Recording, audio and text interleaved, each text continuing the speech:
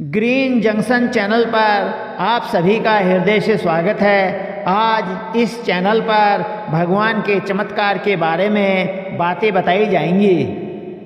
एक छोटे से कस्बे में एक ऑटो रिक्शा चालक रहता था। उसका नाम था नत्थू और उसकी पत्नी का नाम था माया। यह कहानी राजस्थान की है। यह कहानी एक सच्ची घटना पर आधारित है। यह कहानी भगवान के चमत्कार की है, लेकिन नाम काल्पनिक हैं। इसके सभी पात्र काल्पनिक हैं। इस कहानी को मैंने अपने ढंग से लिखने का प्रयत्न किया है। नत्थू बहुत ही नेक दिल इंसान था। वह रोज़ ऑटो रिक्शा लेकर जाता और लोगों को उनके घर पहुंचा देता। उसका व्यवहार एक छोटे बच्चे से लेकर बड़े बुजुर्गों सभी व्यक्तियों से बहुत ही अच्छा था। अपने मधुर व्यवहार के कारण लोग उसे पहचानने लग गए थे। रात के 1 बजे भी किसी ने अगर आवश्यक कार्य से बाहर जाना होता तो वह बेचारा 1 बजे भी उठ जाता। किसी भी लोगों को मना करने की उसकी आदत नहीं थी। महिलाएं रात के समय भी उस ऑटो रिक्शा चालक की ऑटो में बिना संकोच बैठ जाती थीं। वह था नेक दिल इंसान। सभी गांव के लोग उसको बहुत ही प्यार करते थे। उसकी 3 बेटियां थीं, चांदनी, अंकिता और तनु। वह सभी पढ़ाई कर रही थी। एक बड़ी बेटी तो पढ़ाई कर चुकी थी। उसने अपनी बेटी को 12वीं तक पढ़ा लिया था। बाकी दोनों बेटियां शिक्षा ग्रहण कर रही थीं। उसने अपनी बड़ी बेटी की शादी तय कर दी थी। भगवान का दिया उसके पास गुजारे लायक काफ़ी था और ऑटो रिक्शा चालक ने अपनी बेटी का विवाह एक अच्छे परिवार में तय कर दिया था। उसके ससुराल वालों ने शादी की तारीख निश्चित कर दी थी। ऑटो रिक्शा चालक ने रात दिन मेहनत करके अपनी बेटी की शादी के लिए रुपए जुटाए थे। उसने अपनी बेटी के गहने, कपड़े और शादी का सारा सामान खरीद दिया था और अपनी बेटी की शादी का इंतजार कर रहा था। वह एक दिन भगवान के मंदिर में पूजा करने गया था। वह मंदिर में पूजा करके कहने लगा कि हे भगवान, मेरी बेटी की शादी जल्दी ही होने जा रही है। अपनी बेटी की शादी का सामान खरीदने में मुझे कभी कोई कमी नहीं आई। आपकी दया से सब कुछ ठीक चल रहा है। सारा सामान भी आ गया है। खाने पीने का सारा सामान भी आ चुका है। शादी के 2-3 दिन रह गए थे। अपनी बेटी के पास जाकर बोला, मेरे पास देने के लिए ज़्यादा तो कुछ नहीं। मैंने तुम्हारे लिए थोड़े से गहने भी बनवा दिए।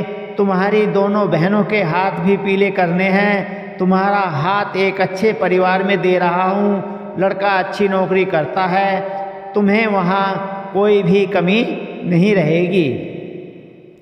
बेटा, लड़की तो पराया धन होती है। उसे तो एक दिन ससुराल जाना ही पड़ता है। बेटा, निराश ना हो।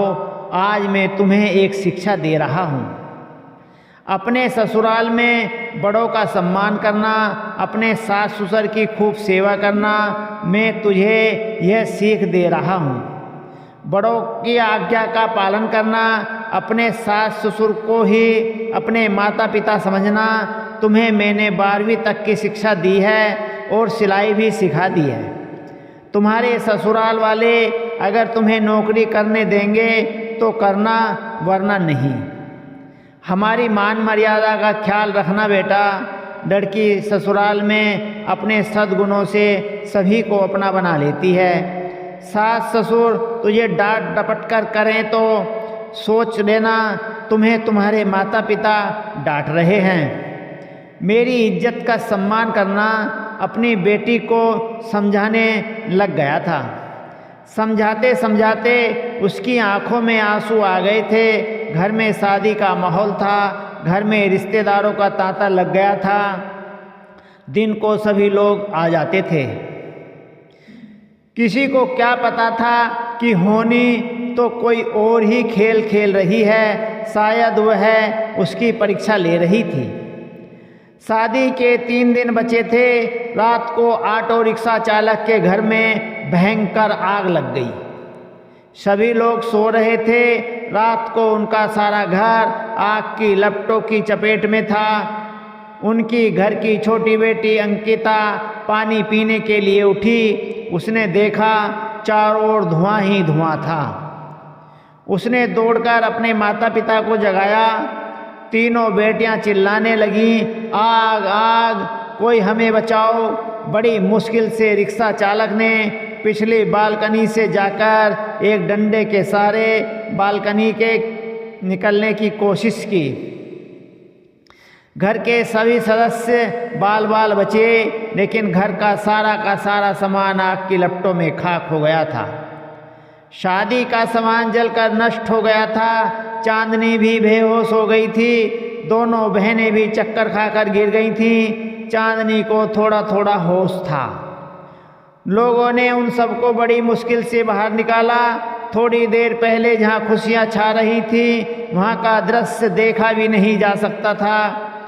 जो भी देखता उसकी आंखों से आंसू निकलते।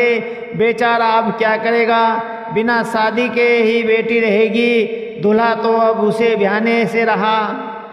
कुछ लोग तरह तरह की बातें करते, जितने मुंह उतनी बातें।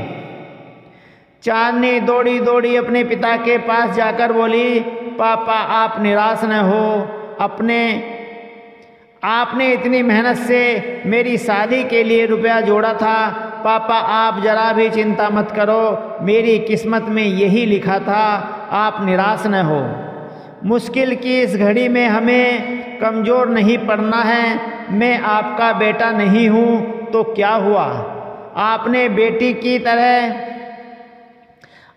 बेटों की तरह हमारी परवरिश में कोई कमी नहीं रखी। हम तीनों बहनों को वह सब कुछ दिया जो आपसे बन पड़ा। तब तक दोनों बहनें अंकिता और तनु भी उठ गई थी। वह भी अपने पापा के पास जाकर खड़ी हो गई। पापा हम सब आपकी ताकत हैं। हम तीनों आपकी बेटियां नहीं बेटे हैं। आज से हम भी आपके साथ कमाएंगे।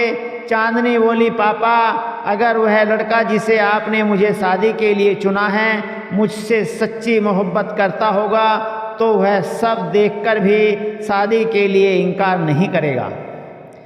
मैं भी उसे खुशी खुशी स्वीकार करूंगी। आप जरा भी चिंता मत करो। उन तीनों ने मिलकर अपने पापा को उठाया। मोहल्ले के सारे लोग इकट्ठा हो गए थे। सब आपस में कह रहे थे कि ससुराल वालों को वह क्या कहेगा।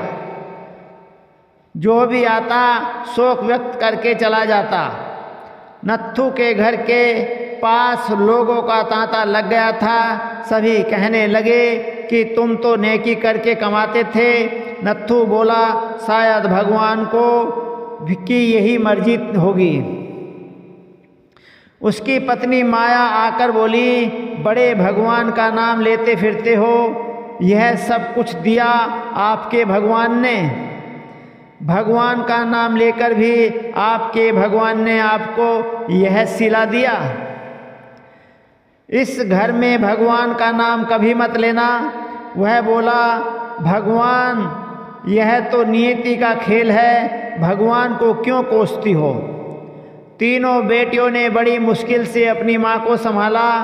किसी ने प्रेस में खबर कर दी।